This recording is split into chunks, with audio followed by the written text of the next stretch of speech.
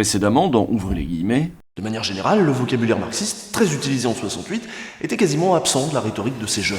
Non, c'est pas des mots que j'emploie spontanément parce que j'ai pas envie de mettre tout de suite une grosse case en fait dessus. On peut penser les arguments marxistes sans avoir les codes et les symboles marxistes.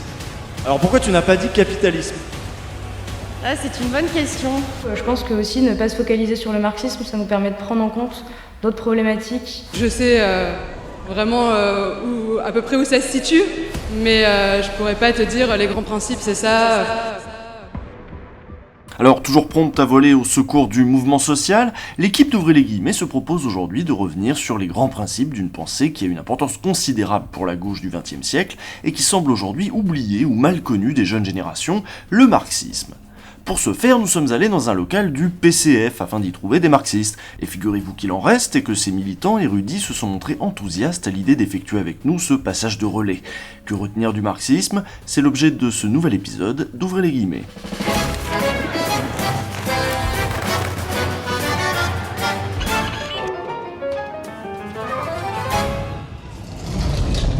Debout les damnés de la terre, debout les forçats de la faim. La raison tonne en son cratère, c'est l'éruption de la faim. Voici des paroles que ces militants aguerris connaissent par cœur et qu'ils ont dû entonner des centaines de fois. Laissez-moi vous présenter Lucky Angeletti qui a enseigné l'économie. Parti communiste, j'ai adhéré en 1969, c'est-à-dire que si je résiste encore, je devrais arriver à 50 ans l'année prochaine. Ce qui veut dire que j'aurais vécu un certain nombre d'événements. Bernard Varin, infirmier à la retraite. Et je suis au parti depuis 1974. Et enfin Claude Rosenblatt-Lanner qui a enseigné, elle, la philosophie. Je suis au parti depuis pas si longtemps que ça, depuis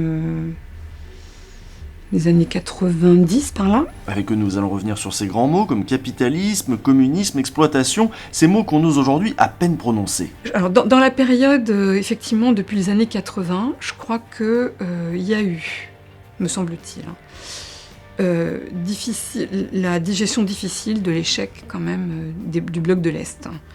Bon, il a fallu s'en remettre. Et du coup, après, on n'osait plus trop dire qu'on était communiste. Ces mots, ces concepts ont un père fondateur qui a donné son nom à tout un courant de pensée, et c'est sur son héritage que nous allons bien entendu nous pencher. On va s'intéresser à Karl Marx. Pourquoi ? Parce que, figurez-vous, vous n'y aviez pas pensé, mais il faut lui souhaiter son 200e anniversaire de naissance. De nos jours, encore un spectre hante la gauche, celui du vieux Karl, et même du jeune Karl Marx auquel Raoul Peck a consacré l'année dernière un film tout à fait intéressant. C'est une histoire d'aujourd'hui parce que Karl Marx a travaillé sur la société capitaliste à partir du développement de la révolution industrielle et nous sommes encore en plein dans cette société capitaliste avec des excès encore plus grands aujourd'hui. Karl, darf ich vorstellen? Friedrich Engels. Ich habe noch nie etwas gelesen, was so präzise und so einnehmend gewesen wäre. Sie sind der größte materialistische Denker unserer Zeit. Avec le film Le jeune Marx, je me suis un petit peu penchée justement sur cette histoire un peu particulière. Et on s'aperçoit que Marx et Engels n'ont pas été seulement des penseurs, mais ont été des militants impliqués. Le bourgeois aime parler de la liberté, mais cette liberté est que pour eux, pas pour vous. Vous le sentez dans votre chair, chaque jour. Mr. Naylor owns foundries in Leeds. He employs many workers, including children. That's what society does. Society is not you. Il y avait une relation entre la théorie et la pratique qui fait que la théorie, elle s'alimentait de la pratique. Et que dans cette période de lutte, il a été possible que la théorie, elle puisse aussi, pas soutenir, mais qu'elle puisse donner des analyses à cette pratique qui auraient pu être utiles pour des luttes futures. Et je crois que ça, on l'a perdu. Alors ce n'est pas vraiment perdu, il suffit de lire le manifeste du Parti communiste par exemple, c'est d'ailleurs comme ça qu'on a rencontré Bernard. Il s'apprêtait à aller vendre des manifestes à la fête à Macron. Moi je trouve que c'est fondamental, enfin, au moins de proposer aux jeunes de lire ce petit texte qui a vraiment été écrit avec Engels, son compère, pour tout le monde, dans un langage clair, voilà, prolétaire, qui se termine par prolétaires de tous les pays, unissez-vous. Moi, je me rappelle de ma jubilation, mais d'une espèce de révélation quand j'ai compris ce que Marx appelle la plus-value.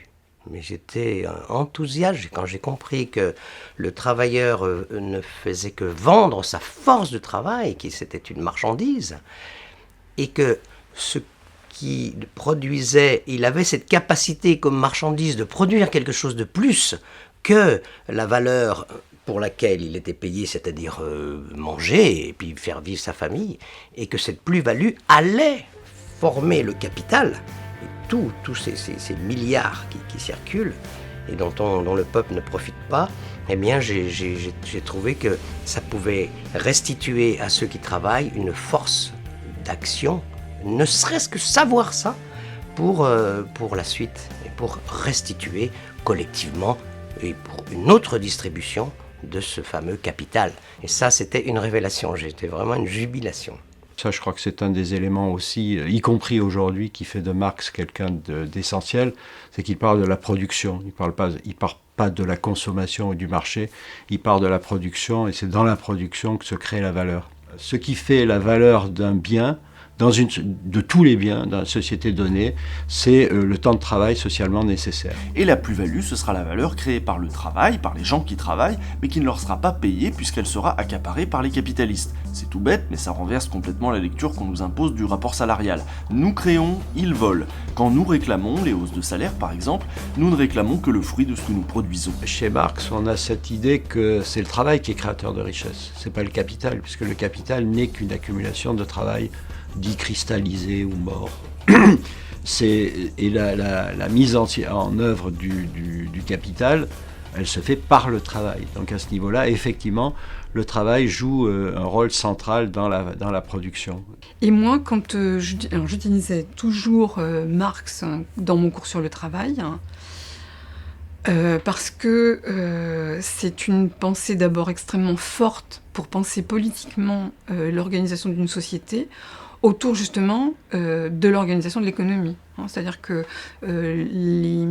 l'apport de la théorie marxiste, c'est l'économie politique, et pas cette économie qui aurait des lois naturelles, comme il y a des lois de la nature. Marx envisage donc avant tout le travail comme un rapport social qui pèse sur tous les autres rapports sociaux, qui façonnent les institutions, les corps et les esprits. Et il y a un aspect qui existe dans l'entreprise de l'aliénation, mais aussi hors de l'entreprise, et beaucoup plus aujourd'hui, c'est l'aspect, on va simplifier, on va dire psychologique. Alors c'est encore plus net aujourd'hui, parce que je crois qu'on est dans une crise anthropologique où toutes les valeurs civilisationnelles qui sont remises en cause, il n'y a plus qu'une valeur, c'est faites-en des milliardaires, c'est Macron pour les jeunes, quoi. On n'a plus de valeur dans cette société, et ce qui explique aussi tous les problèmes qui se posent à la jeunesse, et pas qu'à la jeunesse d'ailleurs. L'économie détermine une société et détermine l'idéologie d'une société. Marx a la notion de la structure et de la superstructure. L'État est une superstructure qui reflète le mouvement économique d'une société. Une année, moi j'ai étudié avec une classe « Surveiller et punir » de Michel Foucault. Alors, Michel Foucault n'est pas marxiste, mais dans Surveiller et punir, il y a toute une ligne pour montrer comment des idées vont se mettre en place en étant portées par des institutions. C'est-à-dire que les idées, c'est pas seulement ce qui circule dans la tête des gens, machin par la machin, et fait un discours à eux, etc. C'est pas ça la manière dont ça se met en place. Ça se met en place au travers d'institutions, par exemple la prison, par exemple l'ordre qu'on impose dans les écoles, dans les hôpitaux, à l'armée, etc. Et c'est parce que les institutions vont être porteuses de tout un ensemble de pratiques que des idées vont devenir des idées communes, des idées courantes et des idées dominantes. Donc l'apport de Marx, de Marx et Engels, me semble-t-il, par rapport à l'histoire, c'est ça. C'est de bien voir que c'est pas une circulation des idées qui fait le monde, mais il y a bien des réalités économiques, politiques, pratiques, et sont elles qui engendrent les idées. Donc si on veut les transformer, c'est elles qu'il va falloir transformer. Parce qu'aujourd'hui, ces institutions ont été largement formatées par les capitalistes. On le voit à travers les métamorphoses brutales qui sont imposées aux hôpitaux ou aux universités dont on vous a parlé ici. Ces réformes ne sont pas le seul fait du méchant Macron, de l'Europe ou du néolibéralisme, mais bien de ce mode de production particulier qu'est le capitalisme. Et Marx, le premier, avait vu jusqu'où pouvaient nous mener les capitalistes. Mais le capitaliste, c'est difficile à imaginer qui est-ce. On peut dire les patrons, en général. Il y a des bons patrons, il y a des mauvais patrons, oui, mais le patron, ce qu'il veut, c'est rentabiliser. Et puis, c'est faire du cash flow, faire de ce qu'il appelle, lui, du bénéfice. Parce que le patron, on s'en fout d'ailleurs qu'il sache ou pas qu'il y a une plus-value ou il n'y a pas une plus-value, mais lui, il dit il faut travailler plus, il faut travailler avec moins de salaire. Il ne peut plus qu'exploiter de plus en plus à la fois le globe tout entier, comme il le fait en Chine, comme il l'a fait en Chine, puisqu'il y a une partie aussi aujourd'hui de bourgeoisie qui s'est créée en Chine, au Vietnam, etc.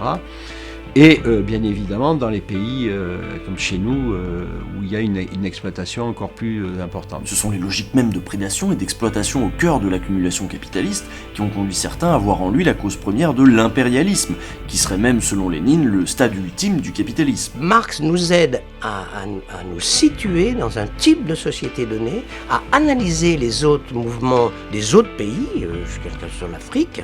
Pourquoi l'Afrique, elle est comme ça ? Mais parce que l'Afrique, on l'a pillée, littéralement, le capital l'a pillée, l'a dépecée. Et Marx nous aide vraiment à comprendre le monde dans lequel on vit, donc nous aide à redresser la tête, collectivement, faire des alliances et renverser l'ordre établi, c'est-à-dire faire la révolution. La vision qu'il a de l'histoire, ça consiste déjà à laisser de côté une histoire qui se résumerait à la succession des rois, ou à la succession des gouvernements, ou à la succession des grands hommes qui sont supposés avoir fait l'histoire, et où, au contraire, ce qui va intervenir, c'est bien les peuples qui font leur histoire. Donc déjà, cette notion-là est fondamentale. Et puis, c'est une conception matérialiste, en ce sens que ce ne sont pas les idées qui mènent le monde, mais que les idées elles-mêmes étant produites par les conditions de vie, les conditions de production et les conditions de production des connaissances et des savoirs, du coup on est face à une pensée matérialiste.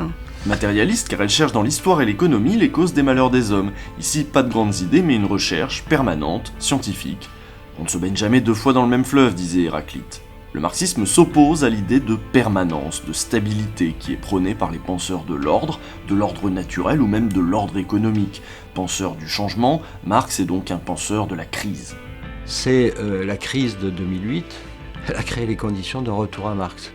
Les économistes dits libéraux ont une très très mauvaise analyse de la crise, parce que pour eux le système est stable.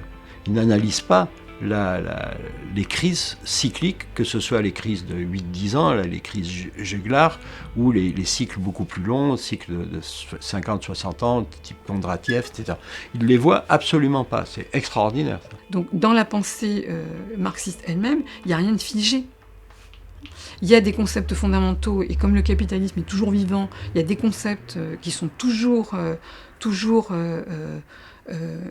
comment dire, pas seulement utiles, mais fondamentaux pour bien comprendre comment ça se fait. Mais en même temps, voilà, rien n'est figé parce qu'on est dans un mode de vie historique. Historique au sens où ça fait histoire et où on ne piétine pas. Il y a toujours quelque chose qui se produit et qui fait mouvoir les choses. Là, ça nous emmène sur un débat très intéressant et dire, est-ce que, toujours le même débat, est-ce qu'un autre monde est possible ? Et moi je dis, oui, un autre monde est possible, et le capitalisme n'est qu'une période de l'histoire. Forcément, elle a eu un début, il aura une fin. Après, il reste à inventer autre chose. Et donc, c'est quoi après le capitalisme ? On reste sur l'idée de communisme ? Alors, le communisme, pour moi, aujourd'hui, c'est effectivement donc la mise en place d'une structure économique dans laquelle, bien sûr, on produit, parce qu'on produit des richesses pour la société, mais les richesses dont on a vraiment besoin, pas tous ces artifices qu'on est en train de produire aujourd'hui. C'est pas l'exploitation effrénée à laquelle on assiste aujourd'hui. Dans le projet de Marx, il y avait, quand il se prenait à rêver, l'idée que le travail devait occuper une partie de la journée et qu'une autre partie de la journée pouvait être consacrée à se cultiver, à pratiquer des activités qui intéressent les uns et les autres, mais une société aussi qui permette aux individus de développer toutes les richesses qui font un être humain. Et ces richesses, elles sont créatives, c'est l'art, c'est la culture, c'est les sciences, c'est tout ce qui fait vivre un individu du point de vue, comment dire, je ne veux pas dire intellectuel, mais tout ce qui n'est pas simplement réduit aux besoins primaires de boire, manger, dormir et se loger. On pourrait presque entendre le même discours sur la part des décroissants. Alors, je ne sais pas si c'est... Oui, absolument. À force d'avoir en tête les États autoritaires qui se sont réclamés du communisme, on en aurait donc oublié la puissance émancipatrice de l'idée communiste, au point de ne plus arriver à le nommer, au point de lui donner d'autres noms. Alors ça fait peur aux bourgeois, bien sûr, et si ça fait peur aux bourgeois, tant mieux. Voilà. C'est la mise en commun, Finalement, je me demande si l'idéologie dominante n'a pas pour seul objectif de nous enlever cette idée de la mise en commun. Et là, les zadistes, mais c'était les forces en présent, mais c'est incroyable. Si on réfléchit 2 minutes sur l'image des zadistes, on veut détruire quoi là? Mais c'est une idée qu'on veut pas détruire, c'est pas des bonhommes qui s'organisent, non, c'est une idée. C'est l'idée communiste, même si les zadistes ne l'appelleront pas comme ça. C'est la mise en commun. D'ailleurs, ils ont résisté, ils ont dit non, on ne veut pas s'inscrire individuellement pour acheter ses terres. On dit on est groupé. Ah mais c'est ça qui est révolutionnaire. Alors soit les mots font peur, mais l'idée communiste, elle, est toujours là, dans les grèves, dans les facs occupées et bien sûr dans les ZAD. Reste maintenant à affûter nos scalpels pour comprendre le monde dans lequel on vit, disséquer le système économique qui met cette planète en danger et dont Marx reste un des penseurs les plus fondamentaux. Alors peut-être avons-nous fait l'erreur de trop nous focaliser sur le message révolutionnaire. Peut-être fallait-il lire le manifeste comme l'analyse de la vraie révolution dont Marx se rendait compte, le capitalisme. À l'époque du jeune Marx, le capitalisme n'était pas encore le seul mode de production possible, c'était celui des puissances occidentales, des puissances coloniales. Aujourd'hui, il est partout, et les logiques qui s'appliquent ici et ailleurs sont les mêmes. Ce sont celles que s'est tué à décortiquer Marx, et c'est ça le message du film de Raoul Peck. On a des images à un moment donné de Mandela, de Mobutu, de Thatcher, de Reagan, de Che Guevara, d'Allende, des crises et des 2 guerres mondiales, etc. Donc c'est la même histoire qu'on peut retracer à travers l'évolution du capital sur l'ensemble de la planète. Il ne nous reste plus qu'à voir le marxisme non comme un dogme, mais comme une boîte à outils dont il serait dommage de ne pas se servir alors qu'il y a tant à construire. À lundi prochain.